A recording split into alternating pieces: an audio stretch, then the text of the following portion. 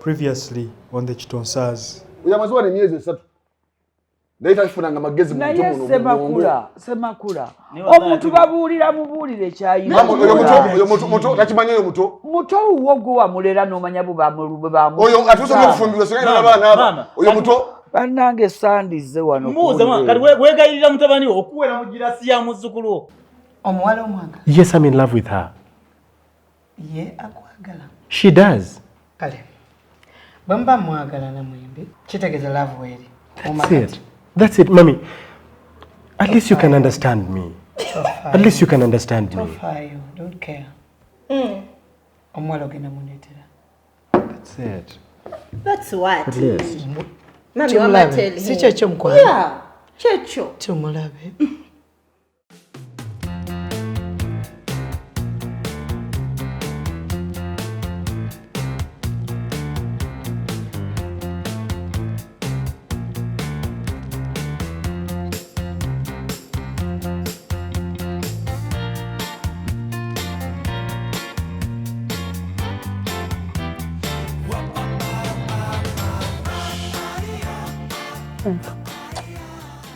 Just imagine my kids having such beautiful lives. Really? Thank you. But yours are also. But not more than mine. Mine are better than yours. Babe, get real. Ina's beautifying. No. They are natural. Mine are natural too, but how can somebody?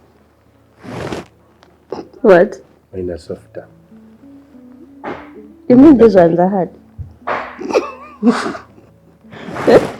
They are. Mine are soft.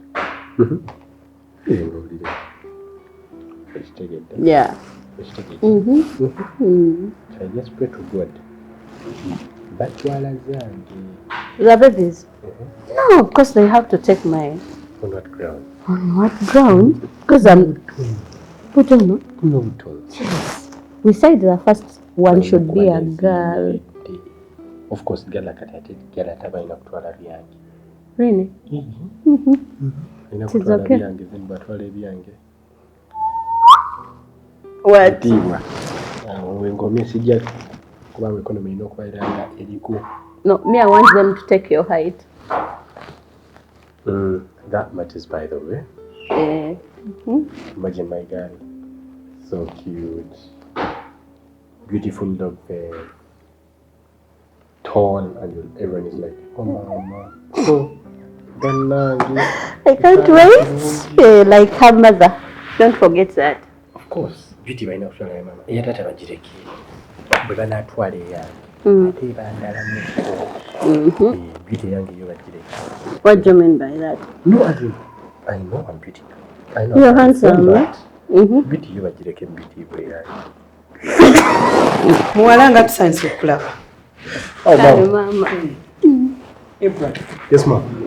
Ebale kundetera mugenyi. It's okay. No, I have to put. You can sit. Tula mukwana. Tula. Certian, mama. Jenny nyabo. Oli oti. Jenny. Nansanze okulaba. Akatebe. Thank you. So, ma'am. Yeah. This is Shan. My girlfriend, my fiancé. Someone is being somehow nice. Kisosa nyenza kwekuba nasibikola. Kizibu. Babale nnyo omukwano. Kizibu. Ate wotera zange enywera. Good girl. Okay. Thank you. Obadde omwana. Yes, ma'am. So, she is Shan, my fiancé. Yeah. Yeah, this is her, and we are good. Hi. I am glowing. Tumusanyuki. Thank you. Hear about your butuka. Nchimba nepateeka ebintu by'abachina. Anyway, that is just right now. You know, Mama, we are kidding, sister. Wamma tomuwuliriza. Nnyo akatundako. Thank you, ma'am. Bw'atyo. Is food ready? Mama, mwana tanamanya namanya gaffe. food mama hi bamtara mama Ibra choba ndi mukulu wo twena mpisa njala ya nnumi ate nagana Lwaki tusooka n'otuviira mami asooka atuviiremu nja kuyita nga ndeeta emmere. What? Get going. Girl talk. Because it is 3 ladies here. Ladies. Anyway. N'akatundu ogenze nako. No, it's fine. It's a girl's talk. Tetuluma. Just make it official. We don't bite. When I'm not home, you're the man home. You get it? Alimba. Ibra. Chinzijidente. Let me see. Excuse me. I want to be next to mom. Ujaturi, my darling. Mama olaba mutabaniwo. You're taking a lot of time. Just leave bagambye genda. Ali. Bye. I just kusanga ku laptop yawe. See you later. Right. Okay. My dear, watuulireko wali? But I'm comfortable here. I'm not. Thank you. And there was a one for the chagamba to get in mass. Okay, let me just push it a bit. Yeah. Wasona. Mpozi gwani? Shanita Wonge. Hey. Mama akola mulimu ki? Tata akola ki? Okay. Tata wange mulimi wa mwanyi. Yeah. Then mama wange. Ne buta kyogera. Ibrahim ngamba anti mutunzi w'ennyaanya. Yeah. But not specifically tomatoes only, but butungulu, bumonde, ntula, ebyo byonna. But however, you look beautiful. Thank you, mommy. I'm really humbled. You have to be honest. Nze obona yabulidde. Alabise bulungi naye. Era mami. Ayina kulabika alina okuba nga yengedde ng'ennyaanya we zibeera z'atunda. N'okuba nga mwengevu. Bambi ni mwengevu. Kati gwe nnyabo. Wanje mami. Mpozi gwe ani? Shan. Okay, you can shut it. Shan. Okay. Whatever. As if we care. Gwe ava mu background ey'ennyaanya. Ey'omulimi wa kaawa. By the way, I'm so proud of that. Walese ku nnyaanya. Wotulira environment eno. Wanje? Yibula teyagamba mbu twamutuma ennyaanya. No, maybe he forgot. Ara. Nina ensonga gye njagala okutuusa. Bw'otunula environment eno, Ibrahim ava. Ekwataganira wano eyo. Mami, I'm not seeing anything new. Like, everything is normal. It is. What is new here? Waliwo sayini y'ennyaanya wano oba kaawa. Okay. But Olwatwalawo ekyefaananyiza ewammwe. Just know that I don't like you here. Okay? yeah. And you are not welcome. Mom, it's fine. Okay. Yeah. By the way, he forced me to come. I didn't want to come here. And why are you here? No, sagala munyeza. That is the fact. Munna yaddamu n'abantu. Mami, I used to think nti omuntu aba ali ennyaanya aba ategeerako. But no, oba kachumbali kati ndya waaki. Munna yaddamu na. Let me help you. My dear. In simple terms, kyagezaako kugamba kale lwakuba ye kale akiresebwa. Ne kyagezaako kugamba. Kirasi yo ne kirasi ya Ibra tezina eswata. It is fine. I know. So yes, it is okay. No, I'm not here for anything. I'm here because he called me. Yes, I know that we have different classes. Nayenze sebina akobuzibu. Nze Ibranga mwagala ngomu. Kirungi okitegedde. N'olw'ensonga eyo weesootinge olabe gy'ogwa wano sikwagalawo. Mami yagenze okulaba nga wanaagula kawiigi anyume ajja fitira mu class. By the way, for your information, I know. Yeah, I think prices are exorbitant. It's so expensive. Ne kyawula nti oli mu nnyaanya How does that connect? When I know that's not the connection or the problem. I don't know what is wrong. Chichi, maybe you people muina chemwagala okungamba chisimanyi. No, he called me because he told me the mother told him to call me. Yeah. That is why I'm here. And he didn't tell you about the house, you know, the ground and all. What is wrong with the house? Yeah, the house, munaye. Teri mu batunzi banyanya. Wadaba zira mwetuli. Temuli coffee. Wadaba munywa na fetuwera. Chongerezeko. Okay, let me ask you, what do you do for a living? Do I need to do a living? I mean, my existence. You be here because me, I have my own boutique. You be here. You're not working. If you have your boutique, then I actually need a Grandma. designer. Gwenyabo. Chobomanya. Tewetagirwa wano. Mommy, it is fine. It is fine, but you have to do for me one favor. Just talk to your son. Yes. Because the first time I approached the father, Yandagant Tanjagala Manyao, I'm over low class, which is okay. But he didn't have peace, by the way. He called me when he was crying. He told me we can be together. He overpleaded. That is why I gave him a second chance. Okay. Kubanga wano. Toyina uchifu. It is okay as long as he tells me that him so. Ngabe tugamba. It is okay. He doesn't what. Twagala fitting mu kifo kyo onoonye banno ne class zo. Sosuwa. Tewali oba bigaali. No resonga. No, let me ask you something, ma'am. Abatunzi benya. Take a 1 sick glass. Okay. You quit. Get up. Smart. Mommy, no, calm down. You have me around. Just calm down. Have a seat. Get up. Mommy, have a seat. Call for me Ibra because he's the one who invited me here. Oh! I want you up. Out of my house. Tell me no kumega mezi. Baby! Oh! Baby! Okay. Baby! Avumye. Avumye, mama. I don't know what is wrong. Simaniche mubadde. Omuvumye. Ode mukupisa mukwadalo. Onvumye. Honey. Chichi. Ibra. Baby, come. Ibra. Yes, ma'am. Ibra. Ovumye, mommy. Ibra, my son. Ibra. Mama. Chiva. Ibra, are you there? Oguntu ovumye, mama. Ayinza okuvuma omwana w'obwana bwe batyo bakuyigiriza wamwe. I don't know what they are talking about. Bwe batyo bakuyigiriza. Mami tomuvuma. Nomvuma. Are you okay? Are you fine? Both of you, are you fine? Please. Nomvuma. No, just get me out of this trap. I didn't say anything to them. How? I swear, you know I can't. I swear.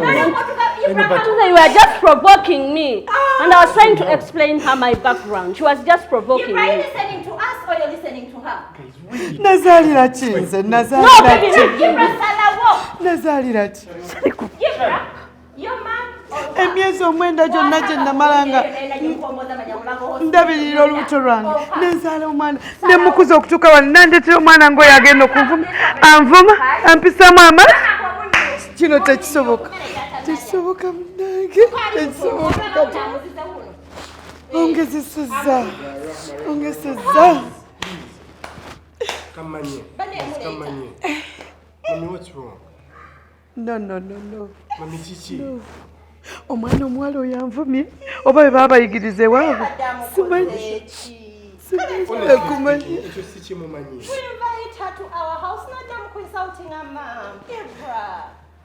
Tekisoboka kino. Tekisoboka. Omwana nanvuma olw'okuba muteereddemu omunnyo mungi munva n'emmere gy'atannalya oba obutunda amuteddemu sukaali mungi yandiŋŋambye nti sukaali mungi.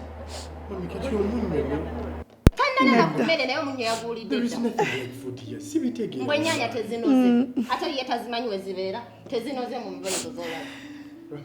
Omwana nanvuma olw'omwana wange.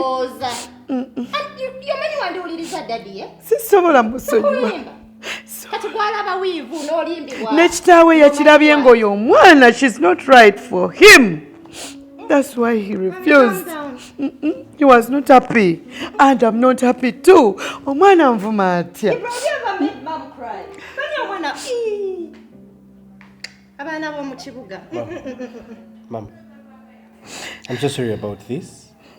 But honestly speaking, that's Sijja kusala who is wrong and who is right. Nasimaze nakulira sayidi. So mama alimba, eh? I didn't say she does. No. Okay. Did I? Yeah, but if you want to first confirm from your girl, from your mtunzi wenyanya. Mama, relax. You just have to be just in life. You have to be just. How am I going to really practice justice? That's what's for the other side in that. Navuma mama. Auntie Neta gone the story as in why? What you and the mama? Tujja kugamba nga tokkakanya kyali banyevu. Obusungu bungi nfa. Mama. Mbu sukali mutono. How? Like how? Sukali. Abaana b'ennaku zino nga babi. Nga babi nnyo. Mommy, let me first get Shan, please. Ibra mwana wange bw'ofuluma n'ogoberera omukazi oyo. Wano todda aganyabu. Era ogendera ddala bw'otyo. Todda. Abantu bayita influence yaabwe. Influence. You stay here. Yeah. That's not even a question. Here. Thank you. Mbujwise muli sukali. Bro, okomboza. In fact, mommy, I know bagenze. Abadde alowooza asobola okumpangula. Nze bwe ŋŋaana mba ŋŋaanya. Oyo omuwala simwagadde mutonzi wa nnyaanya. Sya bw'anaamaliriza ng'omwana nga amazeeko ssente zonna. Tekisoboka. Ibra has to get a match. A perfect one.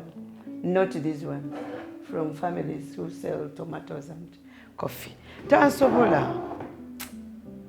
Of course, Ibra taso akundekawo kyolw'okuba agoberera ye. No. Ekyo tekisoboka. No, Rachel. Let me enjoy. I'll get a perfect match for my son.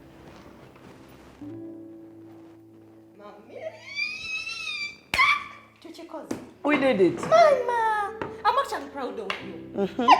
And that's me. That's your mom. Good. I was here.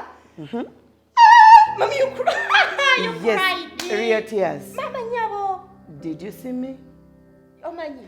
She thought that she was very beautiful, that I would start shaking and say, "Excuse me, dear, please go with my son." No. We have to get a perfect match for my son. Abaana bali eyo beepanka. Hey! Nga sinnakwagala mugana amaka. Tojja kujja. Mama, abadde avudde eri ssebo. Tekirese nno na nnyanya ze twakituma. Ate oba nze nange neetya. Mweye ensonga. Nange neetya. When I want to be like you. Mama nyabo, mother fire.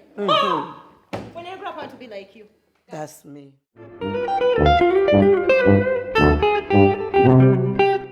Ofananya muwala akola mu nnyonyi esembere nondabe. Gwena inagamba sikombako. Nanye badde sagala kunetigisa tigiso ntiga. Aye nalabye akakomo ko nga kaliko erinnya lyange. Oshami. Nemanya buli joni mbiroto byo. Osate webase. Wewe mutyo. Mutuvume emisana nga joni osate webase. Ana taina. Ugwa tolina mu busomi. Inze. Mukwa. Atwa eri. Egubele na busomyo. Ogezeza ko kudda myaka ebintu kyagani. Nina lozi. Kola bot. Choko mpaye bi. Exactly. Okoze iki? Ebiri okoze iki? Onkoledde ki? Ngutabuka ku sente. Ate ebiri onkoledde ki? Nafuna kyekolera. Ekyaki? Ekyonna. Sisobola gwenda kugamba. Nawe tusigala kunsaba. Tonight I'm free. Nada mukwano sisobola. Tonight I'm free. You want to rape me? Not rape. You want to rape me? Ngochali ko rapinga. Osate webase. Pejine myaka gyetega ne kati gwe mama kwata. Gendo subscribe to TheKitonsaz and share. Yes. Comment. Akade kanyige, akade notification kakuba papa. ne bamanya nti bataddeyo naye bw'oba oli eyo mpayo 2000 bw'oba olinamu neka namanyi tugera kutuluma 2000 ayi nze nzisabanga buli muntu gwenkulaga 2000 wabeerako live 2000 mukwano kitufu osisi